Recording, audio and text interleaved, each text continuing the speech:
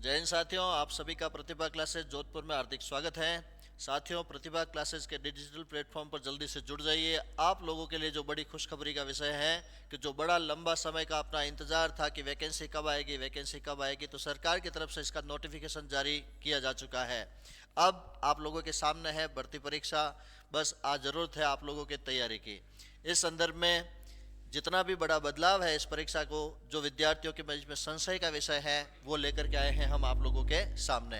तो पूरी जानकारी इस प्रकार रहेगी, इस भर्ती परीक्षा के क्या बड़ा बदलाव है उसके बारे में, और छोटे मोटे जो भी आपके संशय हैं उस संदर्भ की जानकारी। तो विद्यार्थियों, पशुधन सहायक एलएसए की जो भर्ती परीक्षा है, इस भर्ती परीक्षा के संदर्भ में पदों की संख्या निर्धारित की गई है 2041 पद। इस बार 2041 पदों के लिए भर्ती परीक्षा का आयोजन होने जा रहा है।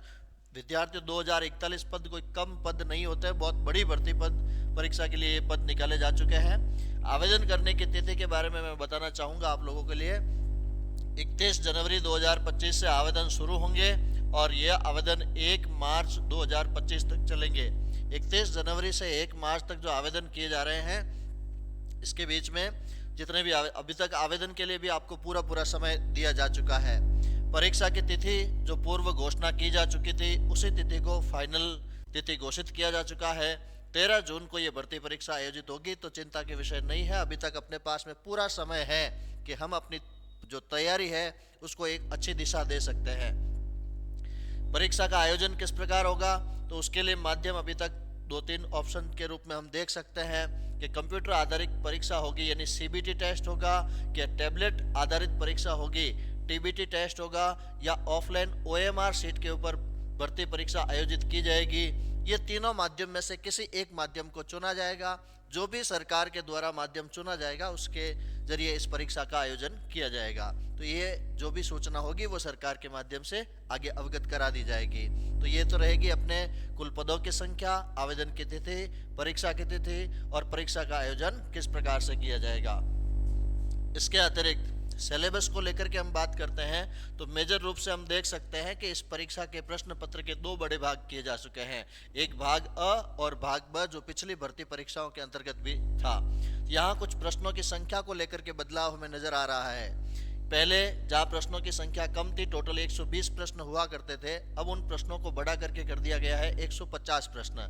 अर्थात भाग अ के अंदर 40 प्रश्न जो हुआ करते थे उनको बढ़ा करके किया है 50। यहाँ आपके 10 प्रश्न बढ़ा दिए गए हैं। और यहाँ वेटरनरी सब्जेक्ट्स के जो 80 प्रश्न पहले हुआ करते थे उनको बढ़ा करके कर दिया है 100, यानी 20 प्रश्नों की बढ़ोतरी यहाँ की जा चुकी है। और समय की अवधि, जहाँ पहले 2 घंटे की परीक्षा अवधि हुआ करती थी, अब इसको बढ़ा करके 3 घंटे की अवधि किया जा चुका है। वेटरनरी सब्जेक्ट के अंदर किसी प्रकार के ज़्यादा बदलाव या कोई बदलाव नहीं है, ऐसा कहा जा सकता है। और जो बदलाव है वो इस भाग अ के अंदर देखने को मिलता है। तो क्या बदलाव है, आगे बढ़कर इस पर हम अपनी जानकारी रखेंगे। परीक्षा के अंदर प्रश्न पत्र जो बहुविकल्पीय आधारित होगा, यानी कि अधिक विकल्प होंगे, उन विकल्प में प्रश्न होंगे और वो सभी समान अंक के होंगे। परीक्षा में न्यूनतम निर्धारित उत्तीर्णांक जो है वो 40% तय किया गया है कि मिनिमम पास के होने के लिए 40% अंक लाना अनिवार्य रहेगा। इसमें कम अंक प्राप्त करने अभ्यर्थी नियुक्ति के लिए पात्र नहीं होंगे। किसी प्रश्न के गलत उत्तर के लिए परीक्षार्थी के प्राप्तांकों में से उस प्रश्न के पूर्णांक का 1/3, मतलब माइनस मार्किंग कितनी होगी, 1/3 इसमें माइनस मार्किंग का प्रावधान रखा गया है, जिससे हमें सावधानी पूर्वक पूरे प्रश्न पत्र को हल करना होगा। बदलाव की अगर अब हम ध्यान रखते हैं तो राजस्थान का इतिहास, राजस्थान की कला संस्कृति, साहित्य, परंपरा, विरासत जैसा पहले भाग था उसी प्रकार का है, लेकिन उसमें एक आध पॉइंट विशेष जोड़ दिया गया है। वही प्राचीन सभ्यताएं, राजस्थान की महत्वपूर्ण ऐतिहासिक घटनाक्रम, राजवंश, स्थापत्य कला, स्मारक, इसके अतिरिक्त स्वतंत्रता आंदोलन जो आधुनिक राजस्थान से लिए जाते हैं, राजस्थान का एकीकरण, भाषाएं, लोक संगीत, संत, कवि, योद्धा, देवी देवता, मेले, त्योहार। तो राजस्थान के इतिहास को देखते हुए वो सारे के सारे पॉइंट अपने जो पूर्व निर्धारित थे वही इसके अंदर निर्धारित है।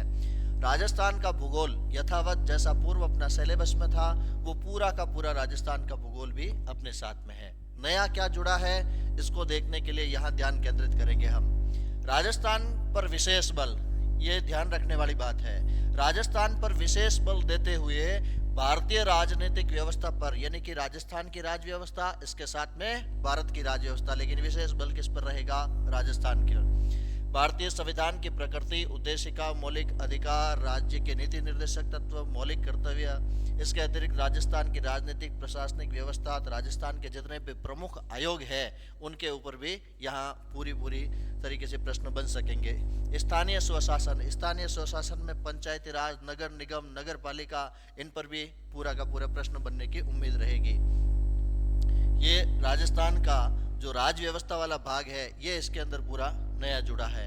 इसके अतिरिक्त राजस्थान की अर्थव्यवस्था से जुड़े ये नियम, सरकार की नई योजनाएं, ये भी आपके नई सिलेबस में जुड़ी है, जिसमें राजस्थान की कृषि, आर्थिक विकास, राजस्थान की प्रमुख फसलें, यहाँ ना जितने भी कल्याणकारी योजनाएं हैं वो इसके अंतर्गत है। इसके साथ 5वां पॉइंट हम कह सकते हैं दैनिक विज्ञान। ये एलएसए वालों के लिए बड़ी दुविधा का विषय नहीं है, ये आप लोगों के लिए बड़ा सामान्य से विषय है, लेकिन अब आपको दैनिक विज्ञान के ऊपर ध्यान रखना होगा, जिसमें भौतिक, रासायनिक परिवर्तन, धातु अधातु की प्रकृति, जितने कुछ भी प्रमुख पॉइंट है, कार्बन, यौगिक, अंतरिक्ष, सूचना प्रौद्योगिकी, ये सारे दैनिक विज्ञान के अंदर जुड़े हुए पॉइंट है। ठीक है। इसके अतिरिक्त 7वां पॉइंट हम कह सकते हैं कि कंप्यूटर का सामान्य ज्ञान, ये भी इसके अंदर जुड़ चुका है। तो कंप्यूटर का जो सामान्य ज्ञान है वो भी आपके इस परीक्षा के अंतर्गत पूछा जाएगा। तो आपके विशेष रूप से पुनः एक बार मैं आपका ध्यान यहाँ केंद्रित करना चाहूँगा, राजस्थान का इतिहास, कला, संस्कृति और राजस्थान का भूगोल, ये तो पहले की तरह ही है। इसके अतिरिक्त 10 प्रश्नों को बढ़ाया गया, लेकिन ध्यान रखिएगा इसमें 4-5 बातें नई जुड़ी है। नया क्या? एक राज व्यवस्था के अतिरिक्त अर्थव्यवस्था, 5वां पॉइंट हम कह सकेंगे दैनिक विज्ञान जुड़ा है, और दैनिक विज्ञान के अतिरिक्त कंप्यूटर का सामान्य ज्ञान जुड़ा है। ठीक है। और वेटरनरी का क्या टॉपिक रहेंगे? तो देखिए वेटरनरी के टॉपिक, हाँ, इसी 50 नंबर के प्रश्नों में समसामयिकी यानी करंट जीके, राजस्थान, भारतीय, अंतर्राष्ट्रीय महत्व, चर्चित व्यक्ति, खेलकूद, जो वर्तमान की गतिविधियां हैं उन वर्तमान की गतिविधियों पर भी अपने ध्यान केंद्रित करना होगा। ठीक है। अब वेटरनरी के क्या सब्जेक्ट है, इसके लिए मैं आपको वेटरनरी विशेषज्ञ से बात करते हैं।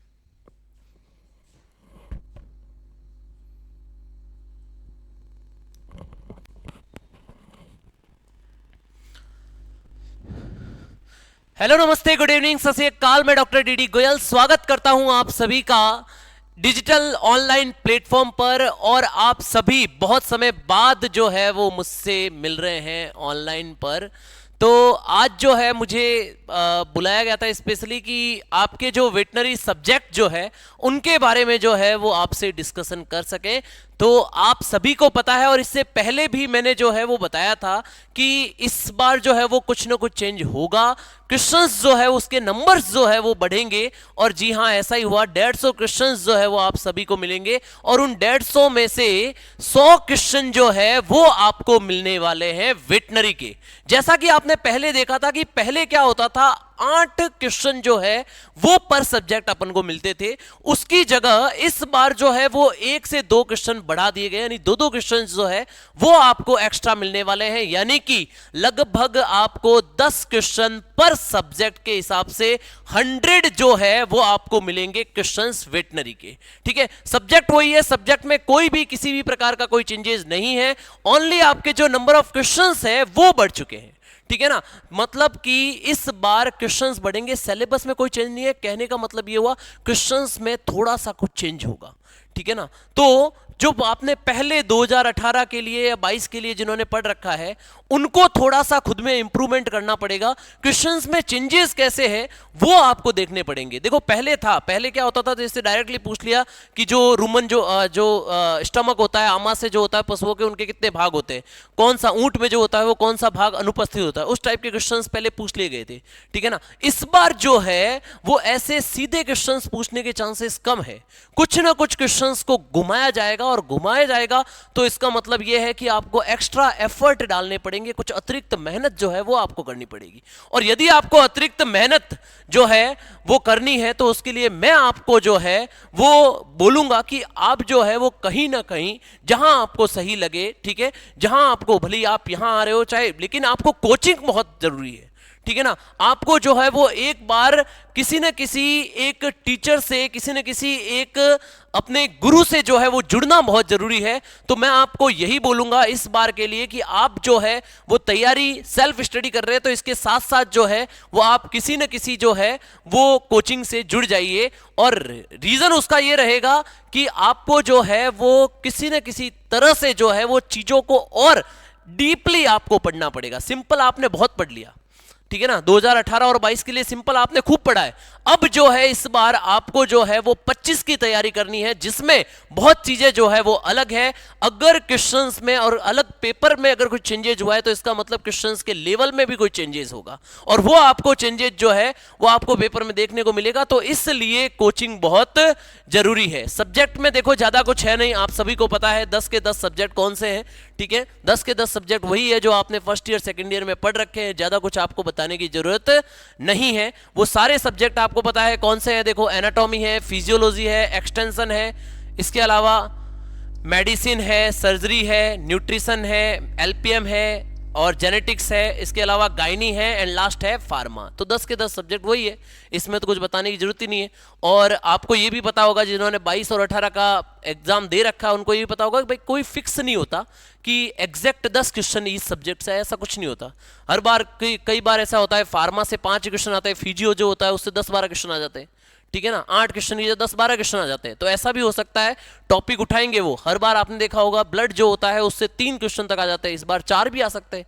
हो सकता है क्वेश्चन को थोड़ा सा ये लेवल को टफ भी करे, है ना। तो वो तरीका कुछ ना कुछ चेंज करेंगे, तो आपको उस तरीके के लिए तैयार रहना है और इसी हिसाब से जो है वो आपको तैयारी करनी है। तो मैं आगे जो है वो वापस से सर को जो है वो आमंत्रित करूंगा ताकि वो और जो आपको जानकारी है इस भर्ती के बारे में वो दे सके। धन्यवाद। जय हिंद, जय भारत।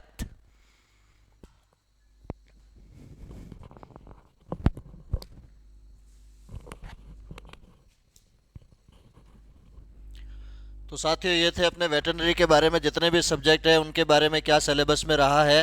और अब हम आगे बात करते हैं कि अभी जो परीक्षा की तिथि अपने सामने है, वैकेंसी अपने सामने है, तो अब ज़्यादा समय नहीं है। विद्यार्थियों ध्यान रखना, यह आपका एक निर्णय आपका और आपके पूरे परिवार का जीवन बदलने वाला निर्णय होगा। तो यहाँ निर्णय बड़ा सोच विचार के करना है। याद रखिएगा जीतने वाला कोई अलग काम नहीं करता है, हर काम को अलग ढंग से करता है। तो आप अपनी तैयारी को दूसरों से हटके कुछ विशेष तरीके से करेंगे तो आपका जो सिलेक्शन है वो दुनिया की किसी ताकत के द्वारा रोका नहीं जाएगा। प्रतिभा क्लासेज सदैव विद्यार्थियों के हित के लिए तत्पर है। प्रतिभा क्लासेज कोई नवीन संस्थान नहीं है। हमारी संस्थान ने 2016 में, 2018 और 2022 लगातार पिछली 3 भर्तियों में सर्वाधिक सिलेक्शन दिए हैं। जी हाँ, पश्चिमी राजस्थान का एकमात्र संस्थान जिसने पशुधन सहायक के अंदर सर्वाधिक सिलेक्शन दिए हैं प्रतिभा क्लासेज है।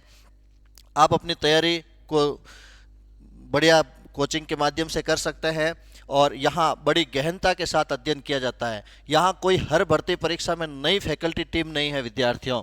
यहाँ पिछले 2016 से लगा करके अब तक वो की वो सारी फैकल्टी टीम है जो 16 में थी, 18 में थी, 22 में थी और अब भी आप लोगों के साथ में खड़ी है अपने पूरे अनुभव के साथ में।